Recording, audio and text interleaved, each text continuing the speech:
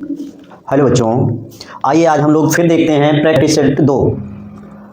अब इसमें पहले तो ये देख लीजिए कि जितने भी क्वेश्चंस हैं ये सभी जो पहली क्लास करवाए थे केवल संख्याओं वाली, उन्हीं पर आधारित ये बहुत सारे क्वेश्चन भर भर के पूछे जाते हैं बोर्ड एग्जाम में।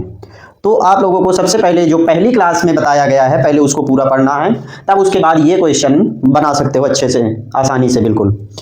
तो आइए हम लोग देखते हैं आज पहला क्वेश्चन देखते हैं कि है रूट में 12 का परिमेयीकरण गुणांक क्या है। परिमेयीकरण गुणांक तो देखते हैं इधर कि रूट में 12 है। अब हमें इसका परिमेयीकरण गुणांक ज्ञात करना है, तो हमें क्या करना होगा, सबसे पहले इसमें जो भी संख्या पूर्णांक के रूप में बाहर निकलती है उसे हम निकाल लेंगे। जैसे इसके अगर गुणनखंड करेंगे अंदर तो 2 दूना 4 तिया 12, तो इनमें से निकल आएगा तो आ जाएगा 2 रूट में 3। अब जिसका भी रूट मतलब पूर्णांक के रूप में पूरा पूरा बाहर नहीं निकलता है रूट से, तो वही क्या होता है, वही होता है परिमेयीकरण गुणांक। इसका मतलब ऑप्शन ए सही होगा। फिर दूसरा क्वेश्चन है कि निम्नलिखित में किसका दशमलव प्रसार शांत है।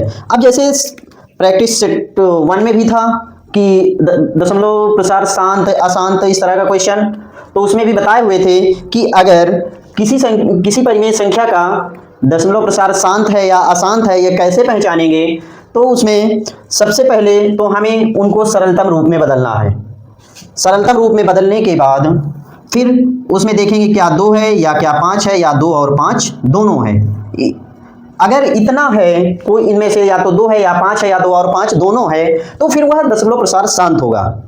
इनके अलावा अगर कोई भी अभाज्य संख्या आ जाती है तो फिर दशमलव प्रसार अशांत होगा। तो सबसे पहले जो हमको काम करना होता है वो क्या करना होता है कि इनको सरलतम रूप में बदलना होता है। सरलतम रूप का मतलब होता है कि P बाई Q के रूप में लिखा हो तो P और Q जो हो वह सहअभाज्य हो। सहअभाज्य का मतलब उन दोनों के बीच का जो HCF है वह 1 होना चाहिए। तो इसमें देखते हैं कुछ कट रहा है, नहीं कट रहा है, लेकिन शांत तब होगा जब 2 5 या 2 और 5 दोनों साथ में होंगे। तो इसमें देखते हैं 2 और 9, 2 का 9 में गुना करेंगे 18, 9 में 3 और 3 होगा, लेकिन हमें नहीं चाहिए क्योंकि हमें 2 और 5 चाहिए। जब 2 और 5 केवल होगा तभी दशमलव प्रसार शांत होगा। इसका मतलब ऑप्शन ए नहीं होगा। तो इस तरह हम नेगलेक्ट करके भी ऑप्शन तक पहुंच सकते हैं। अब सेकंड नंबर देखते हैं, इसको पहले सरल कीजिए। सरल करने के लिए कुछ नहीं क्योंकि इन दोनों के बीच का HCF एक ही है। अब 41 को बताए थे कि यह एक खुद अभाज्य संख्या है, तो यह भी क्या है 2 और 5 के अतिरिक्त अभाज्य संख्या आ गई, इसलिए यह भी ऑप्शन नहीं होगा। तो 2 ऑप्शन हट गए, बचे 2, इन 2 में से कोई एक होगा। अब देखते हैं 13 और 45 में अगर कट रहा है तो काट दें, नहीं कट रहा है तो हमें इसके गुणनखंड कर लें। जैसे होता है 9 और 5 का गुना, मतलब 5 गुने 9, और 9 में 3 और 3 आ जाएगा, इसलिए ये भी क्या होगा, ये भी दशमलव प्रसार इसका शांत नहीं होगा। फिर बचा 80 में 16 और 5 का गुना होता है। 80 16 में सभी 2 2 होंगे, मतलब 2 की घात 4 और ये 5, इसका मतलब यही क्या होगा, आंसर होगा। फिर इसके बाद तीसरा क्वेश्चन, निम्नलिखित में किसका दशमलव प्रसार अशांत है। अब इस बार पूछा गया है कि किसका दशमलव प्रसार अशांत है। अशांत के लिए क्या होता है कि 2 और 5 के अलावा अन्य अभाज्य गुणनखंड कुछ भी हो सकता है। अन्य अभाज्य गुणनखंड कुछ भी हो सकता है। अब तो चाहे 3 हो सकता है, 7 हो सकता है, 11 13 17 19 31 या 23 29 31 37, तो कुछ भी हो सकता है इसके अतिरिक्त 2 और 5 के अलावा। अगर 2 और 5 के अलावा होगा तो दशमलव प्रसार क्या होगा, अशांत होगा। तो हम लोग चेक करते हैं। जैसे इसको अगर चेक करेंगे, पहला ऑप्शन अगर कट रहा है तो पहले काट देंगे। जैसे ये कट रहा है 5 तिया 15, 5 अठे 40, 80 बार में कट जाएगा। अब 80 जो है इसमें क्या क्या आएगा, 16 पंचे 80, मतलब 16 में 2 2 रहेंगे और 2 और 5 बस केवल है। इसका मतलब ये क्या है, ये इसका दशमलव प्रसार शांत है। शांत है तो ये ऑप्शन नहीं होगा। फिर 17/80 इसमें कुछ कट रहा है तो काट देंगे, लेकिन नहीं कट रहा है। 80 फिर आया तो 16 पंचे 80, 16 में 2 की घात 4 होगा और 5 2 और 5 केवल 2 ही हैं इसमें, तो ये भी नहीं होगा क्योंकि इसका दशमलव प्रसार शांत होगा। फिर इसके बाद देखते हैं 13/121, अगर ये इसमें कट रहा है तो काट देंगे, तो लेकिन कट नहीं रहा है। अब 121 के गुणनखंड करेंगे तो 11 गुने 11 होगा। अब देख सकते हैं कि 2 और 5 के अतिरिक्त है, इसमें कुछ और भी 11 है, तो इसलिए यह ऑप्शन सही होगा। यही इसी का दशमलव प्रसार अशांत आएगा। बाकी इसको भी देख लेते हैं। ये इसमें क्या है, 7 से काट देंगे, फिर 200। अब 200 के गुणनखंड कर लेंगे, मतलब 2 गुने 2 गुने 2 गुने 5 गुने 5, 25 अठे 200, मतलब 2 और 5 ही केवल है, इसलिए ये भी नहीं था। क्योंकि ये शांत दशमलव प्रसार है इसका। अब नेक्स्ट क्वेश्चन है 4 नंबर, निम्नलिखित में कौन सबसे छोटी प्रकृति संख्या है। जैसे कि पहली क्लास में ही बताया गया था, पूरा जब संख्याओं को अलग अलग डिवाइड किया गया था तो उसमें एक जगह बताए थे कि प्राकृतिक संख्या कौन सी होती है, कि पूर्णांक के 3 पार्ट, धनात्मक, ऋणात्मक और ना तो धनात्मक ना ऋणात्मक। तो धनात्मक पूर्णांक जो होते हैं वही होती है प्राकृतिक संख्या, उन्हीं को इसमें शॉर्ट में लिखा हुआ है प्रकृति संख्या। तो ये प्रकृति संख्या कौन सी होती है सबसे छोटी, तो हम लोग गिनती जो पढ़ते हैं 1 से ही शुरू करते हैं और धनात्मक पूर्णांक 1 से ही शुरू होता है, और जो उन्हीं धनात्मक पूर्णांक को प्राकृतिक संख्या भी बोलते हैं, तो प्राकृतिक संख्या भी किससे शुरू होता है 1 से, और यही सबसे छोटी होती है। तो क्वेश्चन नंबर 5 देखते हैं कि कौन सी परिमेय संख्या है। अब हमें परिमेय संख्या तो हम कैसे भी करके उनको p/q के रूप में लिख सकते हो, तो वो सभी संख्याएं परिमेय संख्याएं होगी। जैसे √25, √25 में क्या होगा, √5 गुने 5 तो हो जाएगा √5 और गुने 5 तो बराबर 2, 5 में से 1 5 बाहर आ जाएगा। तो ये 5 कैसी संख्या है, परिमेय संख्या है, तो यही ऑप्शन क्या होगा हमारा, सही होगा। आगे भी चेक कर लेते हैं, √5 ये तो अपरिमेय संख्या, ये ऑप्शन भी नहीं। 1/√2 भी अपरिमेय संख्या है। फिर √3 गुने √2 तो ये आ जाएगा √6, ये भी अपरिमेय संख्या है। फिर इसके बाद 6 नंबर, कौन सी अपरिमेय संख्या है। अब हमें बताना है कि अपरिमेय संख्या कौन सी है। तो देखते हैं कि जो 1.3 बार है, तो पहले हम इसको देखते हैं 1.3 बार। इसको हम पहले भिन्न रूप में बदल लेते हैं अपरिमेय संख्या के रूप में। तो पहले पूरी संख्या लिखते हैं और फिर बटे में 9, उसके बाद मतलब दशमलव के बाद जितने अंक में बार लगा हुआ है उतने 9 नीचे लिखेंगे और फिर ऊपर अंश में घटा देंगे जितनी संख्या में बार नहीं लगा हुआ है। तो आ जाएगा 12/9, 3 चौक 12, 3 तिया 9, 4/3। p/q के रूप में हमने इसको लिख लिया, तो यह परिमेय संख्या हो गई, इसलिए यह ऑप्शन नहीं होगा। फिर बी नंबर की √16, ऑप्शन बी में है √16। अब इसको अगर निकालेंगे तो इससे क्या निकलेगा, 4 बाहर आ जाएगा, और 4 कैसी संख्या, ये भी परिमेय संख्या है। फिर सी ऑप्शन में है कि √9/27, तो √9 का होता है बाहर निकलेगा जब रूट से तो 3, और बटे में 27 का 3√3, तो इससे ये कट जाएगा, 1/√3 आ जाएगा, और यही क्या हो जाएगी, अपरिमेय संख्या हो जाएगी। इधर देख सकते हैं √5 गुने √5 का मान 5 आ जाएगा, तो ऑप्शन ये भी नहीं। तो कौन सा ऑप्शन सही होगा, सी ऑप्शन। फिर इसके बाद यदि भाग एल्गोरिथ्म a = bq + r में a = 37, b = 4, r = 1, तो q का मान ज्ञात करना है। अब ये जो लिखी हुई है ये यूक्लिड विभाजन प्रमेयिका है जो कि पढ़ाया गया था। तो अब इसको देखते हैं कि a की जगह मान रखते हैं और b का भी मान रखते हैं, r का भी मान रखते हैं, तो q का मान निकल आएगा। a का मान रख देते हैं, a का मान है 37 बराबर b का मान 4, q का मान हमें ज्ञात करना है प्लस r का मान दिया है 1, तो ये उधर जाएगा तो 4q = 36 और q = 36/4, 4 एकम 4 नहीं 36, तो बराबर 9 आ जाएगा। ऑप्शन ए सही होगा। फिर इसके बाद 8वां क्वेश्चन है कि 156 के अभाज्य गुणनखंड में 2 का घातांक क्या है। तो 2 का घातांक हमें बताना है, मतलब 2 की घात में कौन सी संख्या आएगी, ये केवल बताना है। तो 156 के पहले हम अभाज्य गुणनखंड कर लेते हैं। तो 156 पहले 2 से काटेंगे 7 बार में, फिर 8 बार में, फिर 2 से काटेंगे 2 तिया 6 और 2 9 बार में, 3 13 बार में और 13 एकम 13, तो आ जाएगा 156 बराबर 2 गुने 2 गुने 3 गुने 13, घात के रूप में लिखेंगे तो 2 की घात 2 गुने 3 और गुने 13। तो इसमें जो 2 के घातांक पूछा है तो कितना आया, 2 आया, ऑप्शन ए सही होगा। फिर इसके बाद निम्न में कौन अपरिमेय संख्या नहीं है। अब हमें बताना है कि अपरिमेय संख्या कौन सी नहीं है। तो जैसे एक परिमेय है एक अपरिमेय, दोनों को जोड़ा जाता है तो हमेशा आता है अपरिमेय, तो ये भी ऑप्शन नहीं होगा। फिर अगर परिमेय से अपरिमेय को घटाया जाता है तो हमेशा अपरिमेय होता है, ये भी नहीं होगा। फिर √3/√5, तो इनको किसी भी तरह से हम हल करके भी इससे रूट नहीं हटा सकते हैं, तो ये भी ऑप्शन नहीं होगा। अब लास्ट में जो बचा वही ऑप्शन होगा। क्यों होगा, क्योंकि ऊपर वाले से 2 √3 निकल आएगा और ये √3 नीचे, तो √3 से √3 कैंसिल आ जाएगा 2 और 2 कैसी संख्या है, ये एक परिमेय संख्या है। फिर इसके बाद है 10 नंबर क्वेश्चन कि 0.105 का 2 की पावर n इंटू 5 की पावर m रूप निम्नलिखित में कौन है?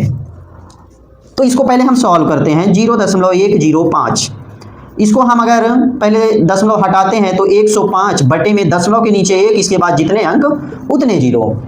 अब हम इनके क्या करते हैं, इनके हम गुणनखंड करते हैं। गुणनखंड करने से पहले इसको सरलतम रूप में बदल देते हैं। 5 दूना 10, 5 एकम 5, 5 दूना 10, 5 जीरो, मतलब 200 बार में कट जाएगा।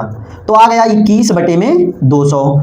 अब देखिए 21 दो जगह तो मिल रहा है, लेकिन बटे में अब इसकी घात के रूप में लिखा है, तो सबसे पहले 200 के गुणनखंड कर लेते हैं। 2 से काटेंगे 100 बार में कटेगा, फिर 2 से काटेंगे 50 बार में, फिर 2 से काटेंगे 25 बार में, फिर 5 से 5 50 25 और 5 एकम 5, तो 2 की घात 3 और 5 की घात 2। तो इसको लिख सकते हैं 21 बटे 2 की घात 3, मतलब 2 का 3 बार गुना और 5 का 2 बार गुना। अब ये ऑप्शन जहां भी हो वही आंसर होगा। तो 21 बटे 2 की घात 3 और 5 की घात 2, तो बी ऑप्शन सही होगा। नेक्स्ट है कि निम्नलिखित में कौन परिमेय संख्या है? अब कौन सी परिमेय संख्या ये बताना है। जैसे परिमेय को अपरिमेय से जब जोड़ते हैं तो हमेशा अपरिमेय आता है, तो ये भी ऑप्शन नहीं होगा। बी में देखते हैं 10 और प्लस √100 से निकलेगा 10 बाहर, तो आ जाएगा 10 10 20, और 20 एक परिमेय संख्या है, तो ऑप्शन बी सही होगा। बाकी यहां भी परिमेय को अपरिमेय से जोड़ा गया, ये भी ऑप्शन नहीं होगा। यहां भी परिमेय को अपरिमेय से जोड़ा गया तो अपरिमेय ही आएगा, ये भी ऑप्शन नहीं होगा। अब इनको देख सकते हैं, ये सभी 2022 में पूछे गए हुए हैं क्वेश्चन। अब नेक्स्ट क्वेश्चन में बताना है किसका दशमलव प्रसार शांत है, किसका दशमलव प्रसार शांत है। तो शांत दशमलव प्रसार के लिए देखते हैं कि हर में पहले सरलतम रूप में बदलेंगे, फिर उसके बाद हर में देखेंगे कि 2 या तो 2 होना चाहिए, या तो 5 होना चाहिए, या 2 और 5 दोनों होना चाहिए। पहले हम इनको सरलतम रूप में ए ऑप्शन को बदलते हैं। जैसे 15 है और नीचे 1600 है, तो पहले 5 से कट जाएगा। 5 तिया 15, 5 तिया 15, 5 दूना 10, 320 बार में। अब 320 आया, तो 320 के हम गुणनखंड अगर करेंगे तो इसको लिख सकते हैं 32 गुने 10, पहले तो 32 दाम 320, फिर ये 2 की घात 5 है और इसको 2 गुने 5 लिख सकते हैं, तो 2 की घात 5 1 6 हो जाएगा और 5, तो देख सकते हैं यहाँ 2 और 5 केवल यही दोनों है। इसका मतलब ऑप्शन ये क्या है, शांत बताना था, तो यही ऑप्शन सही होगा। बाकी इनमें देख सकते हैं 21 है, तो 21 में 3 आएगा ही आएगा और 7 भी आएगा, तो ये नहीं होगा। 88 में 11 8 88 होता है, तो ये भी ऑप्शन नहीं होगा क्योंकि 11 आ गया। इसमें 25 तिया 75 होता है, दशमलव प्रसार शांत है, तो 3 एकम 3 दूना 6, 3 5 15, 1 बटे 25। इसका मतलब ये भी क्वेश्चन गलत है। इसमें भी 2 ऑप्शन आ रहे हैं, क्योंकि यहाँ 5 गुने 5 आ जाएगा, तो दशमलव प्रसार इसका भी शांत तो होगा। इसमें दोनों ऑप्शन सही हैं, ए भी सही है और डी भी सही है। 13 नंबर है 2 धन पूर्णांक ए और बी के लिए मासा गुने लासा बटे ए बी बराबर है। तो ये इससे पहले वाले सेट में भी था इस तरह का क्वेश्चन कि 2 संख्याओं का गुणनफल उनके मासा और लासा के गुणनफल के बराबर होता है। तो इसको देख सकते हैं, 2 संख्याएं मान लेते हैं ए और बी, तो ए और बी का गुना इनके मासा मतलब HCF और इनके LCM के गुणनफल के बराबर होगा। लेकिन ये इस रूप में लिखा है, तो क्या करेंगे, इसको ए बी बराबर HCF और गुने LCM इस तरह लिख लेंगे। अब यहाँ 1 इसके गुना में है, तो 1 बराबर हो जाएगा HCF गुने LCM, और जो 1 इसके गुने में था इस प्रकार, तो ये ए बी उधर चला जाएगा अब भाग में। तो इतने का मान क्या आ रहा है, 1 आ रहा है। इसका मतलब ऑप्शन ए इसका भी क्या होगा, सही होगा। 14 नंबर क्वेश्चन देखते हैं कि 2 लगातार संख्याओं का मासा है। 2 लगातार संख्याओं का मासा, अब लेते हैं प्राकृतिक संख्याएं, जैसे 1 2 3 4 5 6 7 8 9 10 इस तरह। तो अब इनमें 2 लगातार संख्याएं ले लेते हैं कि 1 और 2 अगर ले लेंगे तो इनका मासा कितना आएगा, 1 ही आएगा। फिर इन दोनों को अगर ले लेते हैं तब भी मासा कितना आता है, 1 आता है। 3 और 4 को ले लेते हैं तब भी मासा कितना आएगा, 1 आएगा, क्योंकि ये और किसी भी संख्या से कटेगी ही नहीं। 4 और 5 भी ले लेते हैं तब भी मासा कितना आता है, 1 ही आता है। तो 2 लगातार संख्याओं का मासा हमेशा क्या आएगा, 1 आएगा। फिर कितने 2 अंकों की संख्या 3 से विभाज्य है। अब कितने 2 अंकों की संख्या, कितने 2 अंकों की संख्या 3 से विभाज्य है। तो 2 अंकों की संख्या हम 3 का अगर पहाड़ा पढ़ते हैं, जैसे 3 एकम 3, 3 दूना 6, 3 तिया 9, 3 चौक 12, 3 पचे 15, फिर इस तरह, तो ये लास्ट में 33 तिया 99 तक, 33 तिया 99 तक जाता है। अब यहाँ से यहाँ तक में जो संख्याएं हुई वो कितनी हुई, 3 एकम 3 से शुरू किया था और 3 33, तो 33 तक गए। इसका मतलब टोटल संख्याएं तो 33 हो गई, लेकिन हमें बताना है 2 अंकों की संख्या जो 3 से विभाज्य हैं। अगर टोटल 33 आई हैं तो, लेकिन अब इसके आगे कुछ लोग ये सोचेंगे कि हाँ इसके आगे क्या आएगा, तो इसके आगे जब 100 आ जाता है तो देखिए 100 में 3 अंक हो जाते हैं, इसलिए इसके आगे नहीं गए हुए हैं। अब यहाँ तक 33 संख्याएं हुई। अब इनमें से कितनी एक अंक की संख्या ये हटा देंगे, 1 2 3, 3 संख्याएं हमने क्या कर दिया, हटा दिया। तो अब यहां तक में कितनी बची, टोटल 33 आई थी, इनमें से 3 निकल गई, बची कितनी 30। तो ऑप्शन बी इसका क्या होगा, सही होगा। फिर है कि 2 संख्याओं का गुणनफल 8670। अब देखते हैं कि 2 संख्याओं का गुणनफल 8670 है और उसका मासा 17 है, तो लासा ज्ञात करना है। वही फार्मूला जो बताए हुए हैं कि 2 संख्याओं का गुणनफल बराबर लासा गुणे मासा होता है। तो 2 संख्याओं का गुणनफल ये बराबर मासा गुणे लासा के होता है। अब 2 संख्याओं का गुणनफल दिया हुआ है 8670, ये बराबर मासा, मासा कितना दिया हुआ है, 17 दिया हुआ है, तो हम लासा निकाल लेंगे। अब ये 17 गुना में इधर आ जाएगा, भाग में तो 8670, भाग में 17, लासा केवल बचेगा। अब 17 से काट सकते हैं, तो 17 एकम 17, 17 पचे 85, 17 एकम 17 0, 510। तो लासा जो आया है वो आया है हमारा कितना, 510।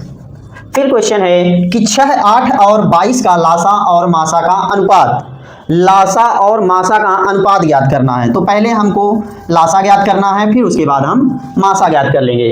तो 6, 8, 22, तो 6, 8, 22, इसका पहले हम लासा ज्ञात करेंगे। 2 3 6, 2 चौक 8, 11 बार में।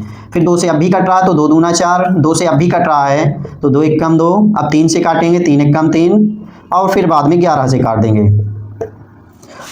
तो यहाँ देख सकते हैं कि 2 दूना 4 दूना 8, 8 तिया 24, 24 और गुने में 11। अब इसका हम एलसीएम इतना आया, गुना नहीं करेंगे क्योंकि बाद में फिर भी काटना ही पड़ेगा। और एचसीएफ निकालेंगे, तो एचसीएफ कैसे निकालते हैं, पहले 6 के गुणनखंड लिख लेंगे, 2 3 6, फिर 8 के गुणनखंड लिख लेंगे, 2 गुना 2 गुना 2, फिर 22 के लिख लेंगे तो 2 गुना 11। अब देख सकते हैं इनमें क्या है, केवल तीनों में 2 ही मिल रहा है, तो एचसीएफ हो जाएगा केवल 2। अब लासा और मासा का अनुपात, तो पहले लासा लिखेंगे 24 गुने 11, अब अनुपात में 2, तो 2 एकम 2, 2 एकम 2, 2 दूना 4, 12 बार में कट गया, 12 का इसमें गुना कर देंगे, 12 एकम 12, 12 एकम 12 और 1 13, 132 अनुपात में 1। तो जो आंसर आएगा 132 अनुपात में 1 आएगा। इसके बाद है कि 96 का अभाज्य गुणनखंड क्या होगा। अब जो संख्या 96 है उसके अभाज्य गुणनखंड, तो अभाज्य गुणनखंड में अभाज्य संख्याओं से मतलब भाग पहले देंगे, तो 96 के पहले गुणनखंड कर लेते हैं, 2 चौक 8, 2 8 16, फिर 2 दूना 4 और 2 चौक 8, फिर इसके बाद 2 एकम 2, 2 दूना 4, फिर 2 से काटेंगे 6 बार में, 2 3 6 और 3 एकम 3। तो 96 के जो गुणनखंड आएंगे 3 2 5 बार 2 2, 2 गुने 2 गुने 2 गुने 2 गुने 2 और गुने में 3, तो 2 की घात 5 और गुने में 3। लेकिन अगर इस तरह भी करना नहीं आता है तो हमें फिर ऑप्शन से इनका गुना कर लेंगे। जैसे 2 की घात 4, तो 2 का 4 बार गुना कर दो 16 हो जाएगा, और 3 का 2 बार, 3 तिया 9, तो 16 नहीं 144, मतलब ऑप्शन ये भी नहीं होगा। फिर 2 की घात 3, मतलब 2 का 3 बार गुना, 2 दूना 4 दूना 8, फिर 3 तिया 9 तिया 27, 27 में 8 का गुना करेंगे, तो 27 में अगर 8 का गुना करेंगे 8 7 56, 5 8 दूना 16, 5 21, 216, ये भी ऑप्शन नहीं होगा। फिर 2 का 5 बार, मतलब 2 का 5 बार गुना करेंगे तो 2 दूना 4 दूना 8 दूना 16 दूना 32, 32 में 3 का गुना करेंगे तो 96 आ जाएगा। यही चाहे तो इस तरह ऑप्शन से कर लेंगे या इस तरह करेंगे। फिर है 0.3 बार का परिमेय रूप में लघुत्तम रूप है। पहले परिमेय रूप में हम केवल लिख के ही नहीं छोड़ेंगे, जबकि उसका लघुत्तम रूप भी बनाना है। लघुत्तम रूप का मतलब एकदम सरलतम रूप, जब p/q के रूप में लिख लेंगे तो उनके बीच में जो सह अभाज्य गुणनखंड, सह अभाज्य संख्या आनी चाहिए। तो 0.3 बार, अब इसको लिखेंगे तो हो जाएगा 3 और दशमलव के बाद केवल एक संख्या में है तो उसके लिए 9, बाकी और कोई संख्या लिखी नहीं है तो घटाएंगे भी नहीं। 3 एकम 3, 3 तिया 9, आ गया 1/3, तो ऑप्शन सी इसका सही होगा।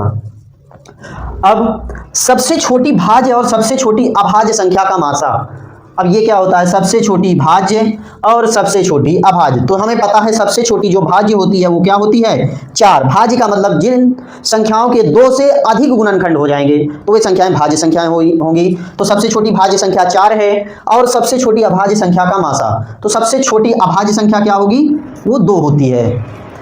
अब इन दोनों का मासा, तो इन दोनों का मासा मतलब कि जो भी संख्या इन बड़ी से बड़ी वह संख्या जो इन दोनों को क्या करे, विभक्त कर दे, काट दे। तो 2 से काटेंगे, 2 दूना 4, 2 1 कम 2। अब देखिए 2 और 1 क्या आया कि सहअभाज्य संख्या आ गई, इसका मतलब इसका मासा क्या हो जाएगा, 2 हो जाएगा।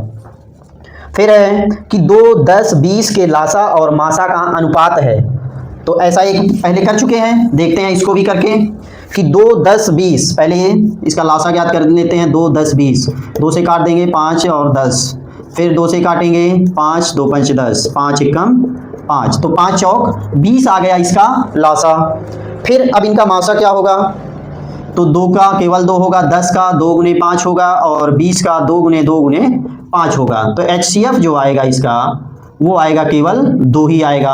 अब यहाँ पहले ध्यान से देखेंगे लासा और मासा का अनुपात, मतलब लासा पहले 20 फिर उसके अनुपात में 2, तो 2 1 कम 2, 2 दाम 20, 10 अनुपात में 1 आया। अब यहाँ ये गलती नहीं करेंगे कि 1 अनुपात 10 में लगा दें, क्योंकि दोनों ऑप्शन है, 1 अनुपात 10 भी है और 10 अनुपात 1 भी है। चूंकि हमें पहले कहा गया लासा फिर बाद में मासा, तो लासा और मासा का अनुपात कहा गया, अगर मासा और लासा का अनुपात कहा जाता तो ये ऑप्शन होता।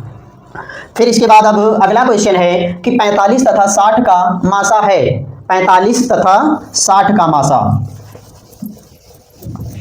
तो पहले 45 लिख लेंगे और फिर 60। 45 के गुणनखंड करेंगे तो 9 और 5 का गुना 45, मतलब 3 तिया 9 और गुने में 5। अब 60 के गुणनखंड करेंगे तो हो जाएगा 12 पंचे 60, 12 के मतलब 2 गुने 2 4, फिर तिया 12 और गुना में 5। अब इनका HCF ज्ञात करना है, तो HCF बराबर, तो देख सकते हैं केवल हमें मिल रहा है ये 3 और ये 5, तो 3 गुना 5 मतलब आ जाएगा 15। तो इसका जो आंसर होगा वो डी आंसर होगा। चाहे तो इसको चेक भी कर सकते हैं, 15 से इसमें भाग दे, 15 तिया 45, 15 चौक 60, जो 3 और 4 आया वो सहअभाज्य संख्या, इसलिए आंसर इसका क्या होगा, 15 आएगा। अब इसके बाद है क्वेश्चन कि π/3 है। जैसा कि हम लोग जानते हैं कि पाई एक अपरिमेय संख्या है, पाई एक अपरिमेय संख्या है और किसी अपरिमेय संख्या में परिमेय संख्या से भाग देते हैं तो हमेशा आएगा अपरिमेय संख्या ही। फिर इसके बाद 0.7 बार, 0.7 बार को हमको PYQ के रूप में लिखना है। तो पहले 0 दशमलव के बाद जो भी अंक पे बार लगा हुआ है तो उसके लिए नीचे 9 लिखेंगे और ऊपर पूरी संख्या लिख देंगे। बाकी अगर जिसमें दशमलव नहीं लगा हुआ है तो उसको घटा देंगे, लेकिन यहाँ तो और कुछ भी नहीं है तो 7/9 हो जाएगा। आंसर इसका ए ऑप्शन होगा। नेक्स्ट है कि 8 की घात 0 और गुना में 2 की घात 0 है। तो इसको देखते हैं कि 8 की घात 0 और गुना में 2 की घात 0। तो किसी भी संख्या मतलब a की घात अगर 0 है तो उसका मान हमेशा 1 होगा। a की जगह कोई भी संख्या हो सकती है, चाहे 1000 ही क्यों ना हो तब भी उसका मान 1 होगा, चाहे 2 ही क्यों ना हो उसका भी मान 1 ही होगा, चाहे 125 हो उसका भी मान क्या होगा, 1 ही होगा। कोई भी संख्या हो, चाहे जितनी बड़ी से बड़ी या चाहे जितनी छोटी से छोटी, अगर उसकी घात में 0 है तो उसका मान हमेशा 1 होगा। तो 8 की घात 0 का मान 1 गुना में 2 की घात 0 का मान 1, तो 1 एकम 1, तो 25 का बी ऑप्शन सही होगा। अब इसके बाद नेक्स्ट प्रैक्टिस सेट में फिर 25 क्वेश्चन अभी इसी अध्याय के लिए जाएंगे।